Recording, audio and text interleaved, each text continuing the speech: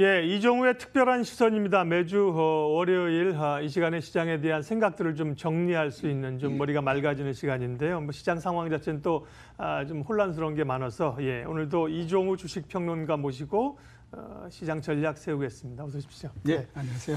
미국의 기술주들이 좀 흔들리는데요. 이전에도 뭐 몇 차례 흔들린 국면이 있었고 워낙 뭐 미증시는 잘 가니까 미국 기술주들을 우리가 걱정해 줄 상황은 아닌 것 같은데 마이크론이나 이런 것들 얘기하면서 또 외국계 리포트 한국 반도체주의 매도 혹은 부담을 줘서 그게 이제 걸리는 부분인데요. 반도체 얘기 다시 한번 해 주시죠. 제가 몇 번을 말씀을 드렸던 것 같고요. 제 개인적으로는 작년 말 정도서부터 그 반도체가 좀 위험하지 않겠느냐라고 계속 말씀을 드렸었는데요. 그 부분들을 한번 다시 정리해서 말씀을 드리도록 하겠습니다. 이번에 우리나라의 반도체 경기 호전은 이번이 처음이 아니고요. 역사적으로 봤을 때 세 번째의 경기의 호전 부분들입니다. 그리고 이전에 있었던 경기의 호전이 지속됐던 기간을 한번 보게 되면 그 확장 기간이 평균적으로 봤을 때 대략 2년 정도였습니다. 그렇기 때문에 이번에 그 확장이 2016년 초 정도서부터 시작이 됐기 때문에 이미 그 기간을 훨씬 좀 넘었다라는 생각이 들 수밖에 없고요. 반도체 가격이 그동안 계속해서 좋았는데 반도체 가격이 상승을 하게 되면 그만큼 수요 쪽에 저항이 생길 수밖에 없고요.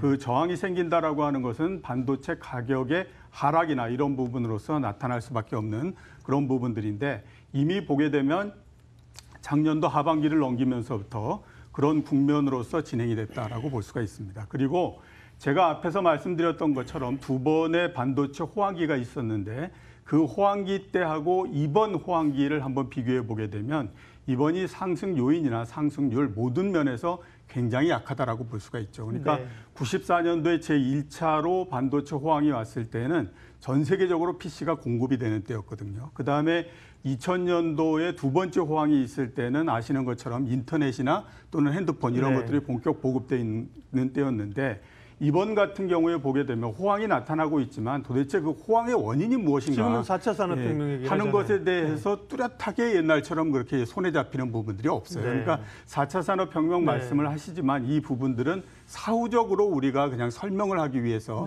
그런 부분이다라고 하는 거죠. 그래서 이런 것들을 보게 되면 이 반도체 부분들이 조만간 상당히 좀 어려운 그런 부분들이 될 수 있다라는 생각이 들고요. 지금 우리나라의 반도체가 전체 이익에서 차지하는 부분, 그다음에 시가총액에서 차지하는 부분, 이런 부분들이 과거 어떤 때보다도 굉장히 높아져 있는 상태이기 때문에 당연히 보게 되면 반도체 경기가 둔화되거나 이런 형태가 되면 주식시장에서 상당한 문제가 생길 수밖에 없는 그런 형태다라고 보는 게 맞습니다.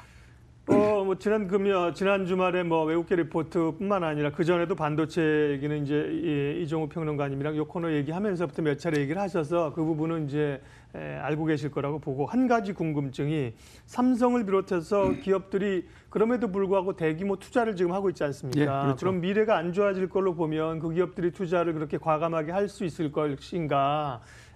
할 수 없이 하는 투자인가? 그럼에도 불구하고 좋다고 하는 투자인가 궁금한데. 반도체에 대한 투자 부분들은 이 현재의 이 생산 시스템이나 또는 앞으로 반도체가 계속해서 진보해 나가고 이러는 부분들을 커버하기 위해서는 일정 부분의 투자는 계속해서 이루어져야만 됩니다. 그렇기 때문에 앞으로도 보게 되면 중국이 반도체 시장에 뛰어든다든가 이런 우려가 있다고 하더라도 우리나라에서 계속 반도체를 개발해내고 그다음에 또 기술을 진보시키고 이러기 위한 투자 이런 부분들은 지속적으로 들어갈 수밖에 없다라고 보는 게 맞죠. 제 궁금증은 이제 기업들이 계속 투자하는 건 그래도 나름대로 분석하고 자기의 생존이 달린 문제인데 업황이 그래도 괜찮은 것 아니냐 이렇게 해서 여쭤봤던 건데요. 그 부분은 그렇게 얘기한다고 비율을 바꾸실 건 아니니까. 그러면 삼성전자 같은 경우 특별히요. 지난번에 이제 액분하면서 한 5만 원대, 5만 2천 원, 5만 원대 삼성전자를 5만 원에 살 수 있어. 주변에서도 많이 그랬고요. 그런 주식 살 수 있다고 해서 가지고 계신 분들은 지금 좀 괴로운 순간이거든요. 지금이라도 그러면 반도체는 비중 좀 축소하는 게 좋나요?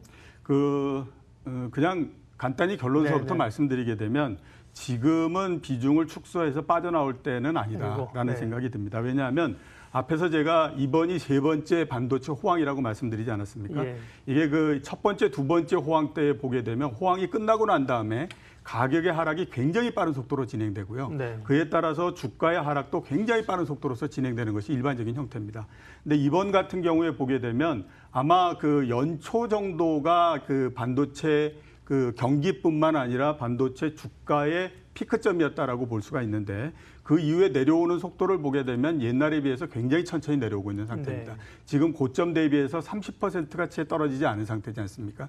그러니까 이번 같은 경우에는 오르는 것도 이 전의 호황 때에 비해서 상당히 약하고 그다음에 길게 오른 반면에 떨어지는 건 역시 마찬가지로 그렇게 급락을 해버리거나 이럴 가능성은 현재로서는 그렇게 높지 않다라고 보입니다. 그래서 이런 부분들을 우리가 고려해 보게 되면 삼성전자를 기준으로 해서 봤을 때 올해의 주가가 저번 그 저점이었던 43,000원 밑으로 떨어지거나 이런 일은 올해 내에는 그렇게 발생하지는 않을 거다라는 생각이 들고요.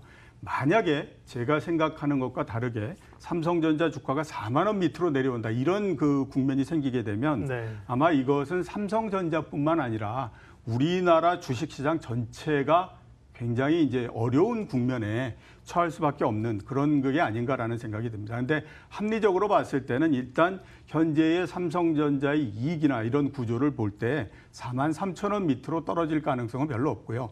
오늘 주가가 45,000원 정도니까 예. 그런 면에서 봤을 때 지금 주식을 계속해서 줄여가지고 빠져나오거나 그럴 국면은 아니다라는 생각이 듭니다. 다만 이제 지난번처럼 성장의 사이클을 타고 커가고 그런 단계는 아니라는 거는 이제 염두에 두시라는 말씀이시고요. 예, 그렇죠. 계속해서 이제 지난주도 그렇고 뭐 터키부터 해서 여러 가지 주변의 그 이머징 국가들의 얘기가 지난주에는 이제 9월 위기설이라는 얘기로 좀 더 본격화됐어요. 그래서 예. 그런 위기설의 실체에 대해서 분석을 해봤는데 어떻게 보시는지, 그다음에 이제 신흥국 공포에 따른 외국인 자금의 이머징 시장에서의 이탈 가능성은 얼마 정도 예. 될까요? 그 신흥국 불안은 앞으로 시간이 갈수록 점점 더 강해지고 커지는 형태로서 계속 진행이 될 걸로 그렇게 생각이 되고 네. 있습니다. 그 구조적으로 우리가 한번 보게 되면 그 신흥국의 시대라고 하는 것은 이미 어느 정도 마무리가 됐다라고 보는 게 맞죠. 그러니까 그 2000년대 10년 동안처럼 신흥국들이 굉장히 높은 성장을 기록을 해서 세계 경제를 끌고 가거나 이런 국면은 이제 더 이상 나오기가 굉장히 어려운 형태가 돼버렸다라는 생각이 들고요. 또 하나 보게 되면 미국이 금리를 계속해서 인상하면서 자금의 이동은 계속해서 진행이 될 수밖에 없습니다. 그래서 그런 면들을 봤을 때 신흥국의 불안은 앞으로 점점 더 커지는 형태가 될 가능성이 높다라고 볼 수밖에 없고요. 그런데 신흥국들에서 문제가 생기는 부분들이 과거처럼 한 개의 요인에 의해서 생기는 것보다는 다양한 요인에 의해서 이루어지기 때문에 이런 부분들은 좀 고려를 하셔야 되는데요. 지금 보게 되면 국가별로 봤을 때 단기 외채가 굉장히 많아서 문제가 생기는 나라가 있습니다. 예. 아르헨티나나 터키 같은 경우가 대표적이고요. 그다음에 원자재 가격이 하락하고 내수가 침체돼서 문제가 생기는 나라가 있거든요. 남아공화국 같은 경우가 네. 이제 대표적이고 국가 채무가 굉장히 많아서 문제가 되는 나라가 브라질 이런 경우입니다. 그러니까 각기의 경우가 모두 다 다르기 때문에 이머징 마켓 쪽이 뭐 일률적으로 옛날처럼 한꺼번에 문제가 생긴다거나 이럴 가능성은 현재로서는 그렇게 높지 않다라는 생각을 좀 가지셔야 될 것 같고요. 네. 이렇게 신흥국들이 전체적으로 분화되는 형태인데 우리는 그럼 어떤 쪽에 속하느냐? 우리는 굉장히 안정적인 쪽에 지금 속해 있다라고 볼 수가 있거든요. 그러니까 더 이상 뭐 우리나라에서 크게 외환 때문에 문제가 생긴다든가 또는 이런 위기가 전염이 되온다든가 이럴 가능성은 현재로서는 없다라고 볼 수밖에 없기 때문에 이런 면들을 전체적으로 고려를 하게 되면 외국인들이 매도나 이런 부분들이 그렇게 크지는 않을 걸로 그렇게 생각이 됩니다. 그러니까 7월 달, 8월 달 이렇게 해서 외국인들이 어느 정도 우리나라 주식을 매도하고 이러는 국면이 이루어졌었지만 이 부분들은 신흥국이 전체적으로 나쁘기 때문에 우리나라 주식을 매도하거나 이랬던 국면이 아니고요. 전체적으로 우리나라 시장 자체가 별로 외국인들한테 매력을 제공하지 못했기 때문에 이렇게 됐다라고 볼 수 있거든요. 그런 면에서 보게 되면 외국인들의 매도가 어느 정도 좀 이어지기는 하겠지만 이게 시장 전체를 흔들 정도의 위력을 갖거나 이러기는 좀 어려울 걸로 그렇게 생각을 하고 있습니다. 예, 그럼 제가 조금 단답형으로 정리를 하게 되면 소위 이제 9월 위기설처럼 조만간 시기에 신흥국어에서 뭐 뻥뻥 터질 그런 가능성은 그렇게 높지는 않다. 예, 뭐 국가에 따라서 있기는 하겠지만 네네. 집단적으로 문제가 그러니까요. 생기거나 그럴 가능성은 다만 없다고 이게 단기 끝날 문제도 아니다. 그렇죠? 예, 계속해서 그렇죠. 이제 9월 위기설이 잦아들면 예를 들면 11월 위기설이 또 나올 수도 있고 이런 상황으로 전개가 된다는 말씀이시고요. 예, 국내 시장은 뭐 전반적인 전략에 대해서는 이제 제한적 흐름에서의 상승을 이제 놓고 보시고 그러다 보니까 지수보다는 최근에 그나마 다행스러운 건 이제 코스닥 중심으로 성장주들이 조금 다시 좀 조정을 거친 이후에 살아나고 있는 국면인데요. 그런 점에서 투자의 기회를 좀 찾아주세요. 예, 뭐 앞으로도 보게 되면 그런 쪽에서 계속해서 투자의 기회를 네. 찾으셔야 될 걸로 그렇게 생각이 되고 있습니다. 그 코스닥 같은 경우에 주가의 상승을 보게 되면요, 자기 스스로가 가격을 이렇게 만들어서 방향을 정하고 이럴 수 있는 힘이 없습니다. 그렇기 때문에 일단 거래소 쪽에서 주가의 저점을 만들어주게 되면 시간이 지나서 코스닥이 움직이는 형태가 되거든요. 이것도 반대로 얘기하게 되면 거래소가 고점을 만들고 난 다음에 주가가 떨어지면서 방향이 바뀌었다라고 하는 그 생각이 들게 되면 그때서부터 코스닥이 이제 다른 방향으로서 움직이는 그런 형태가 되는데요. 지금 그 코스피를 보게 되면 일단 바닥은 어느 정도 만든 상태에 있지 않습니까? 그렇기 때문에 일단 이렇게 그 거래소 시장이 크게 하락하지 않는다라고 하는 가정하에서 한번 보게 되면 그 대안이 당연히 코스닥이 될 가능성이 높다라고 볼 수가 있는데요. 우선 보게 되면 대형주의 순환매가 어느 정도는 끝이 난 상태입니다. 그러니까 거래소 쪽에서 계속해서 이렇게 그 주가가 움직이면서 그쪽에 있는 주식들을 끌고 가고 이러는 국면이 더 이상 이루어지지 않을 가능성이 높기 때문에 반대쪽으로 갈 가능성이 높고요. 그런 면에서 보게 되면 중소형주 이외에 큰 대안을 찾기는 그렇게 쉽지는 않은 상태입니다. 그래서 전체적인 그 시장의 형태가 일단 그 코스닥 쪽으로 어느 정도 넘어가는 형태가 될 텐데요. 문제는 우리가 한번 생각해 봐야 될 부분들이 지금 우리나라뿐만 아니라 주식시장 전체에서 봤을 때도 성장에 대한 기대 이런 부분들이 그렇게 큰 상태는 아닙니다. 그러니까 결국 그 얘기는 뭐냐면 코스닥에서도 어떤 한 테마가 지속적으로 주식시장을 끌고 가고 이러기는 좀 쉽지가 않다라고 하는 얘기가 되겠죠. 결국 성장주 내에서도 테마가 계속해서 돌아가는 순환매 정도 이런 부분들이 이루어질 가능성이 높으니까 그런 면들을 좀 고려를 하셔야 된다라는 생각이 듭니다. 예, 뭐 말씀하셔서 굳이 뭐 그러면 성장주 가운데 뭐가 좋겠냐 이렇게 여쭤볼 필요는 없을 것 같습니다. 그것도 이제 뭐 이전의 바이오처럼 시장을 완전히 주도하고 가는 그런 흐름들이 아니라 그 안에서의 성장주 안에서의 어떤 순환매 이런 것들이 나올 수 그렇죠. 있다는 성장주도 말씀. 그동안에 꾸준히 계속해서 주가가 반영이 됐으니까. 네. 자, 이번 주에 어쨌든 간에 또 이제 무역 분쟁에 관한 얘기들도 뭐 추가적인 관세 얘기도 있고요. 또 말씀하신 이머징도 있고 또 이제 동시만기도 있습니다. 목요일 날은요. 챙겨야 될 것들 점검해 주시고 전략 마무리해 주십시오.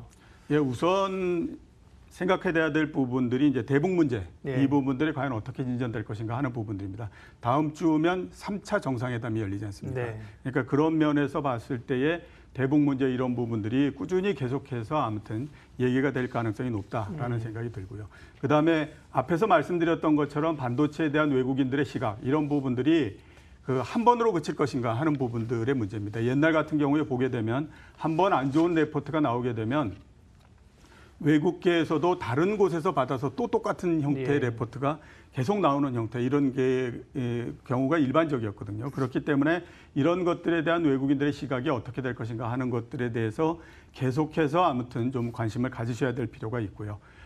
시장이 바닥을 만든 것은 사실이지만 지난 한 2주간에 걸쳐서 주가가 움직였던 것을 보게 되면 시장이 그렇게 힘이 있는 형태는 아니다라는 생각이 듭니다. 그러니까 그 제가 여러 번 말씀드렸던 것 같은데요. 주가의 상승이 2,400까지는 가지 않겠느냐라는 생각을 했었는데 실질적으로 보게 되면 2,350도 넘지 못한 상태에서 주가가 힘이 약해지는 형태가 됐습니다. 그러니까 전체적으로 시장에 힘이 없기 때문에 이런 부분들, 즉 그 위의 상단이 그렇게 높지 않다라고 하는 거를 염두에 두셔야 될 필요가 있고요. 그런 면에서 보게 되면 중소형주를 중심으로 해서 순환매가 계속될 가능성이 있으니까 이런 부분들에 편승하는 그런 전략을 취하시는 것이 맞다라는 생각이 듭니다.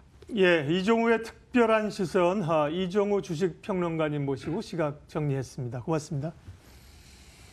예, 지수는 뭐 큰 제한 없이 약부하권에서 움직이는 상황들입니다. 뭐 참 방향 잡고 매매하기 좀 쉽지 않은 까다로운 상황인데 오늘도 대응 잘 하십시오. 출발 마켓 온 여기서 마치겠습니다. 고맙습니다.